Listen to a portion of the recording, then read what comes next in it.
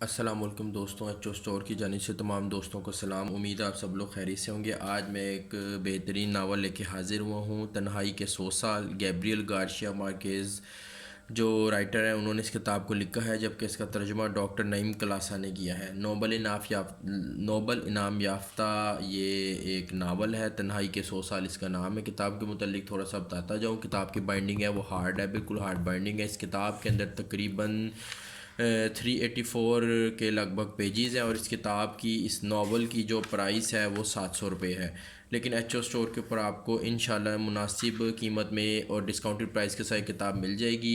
Video کی description کے اندر اس بک کا لنک میں ایڈ کر رہا ہوں، جس صاحب کو بھی چاہیے ہو وہ ہمارے online H O store سے جا کے بائی کر سکتا ہے۔ کتاب کے جو پیجز ہیں وہ صاف ستھرے ہیں اور پڑھنے میں بھی تقریباً ٹھیک ہیں، پڑھنے لائق ہیں۔ ناول بہترین ہے۔ اس ناول کی متعلق تھوڑا سا میں آپ کو بتاتا جاؤں۔ یہ ناول جو ہے یہ بیسیکلی ایک ایسے خاندان کے متعلق ہے جو تقریباً 7 پشتوں، بیسیکلی ان کے 7 پشتوں کی یہ ایک سٹوری ہے، ایک ناول ہے۔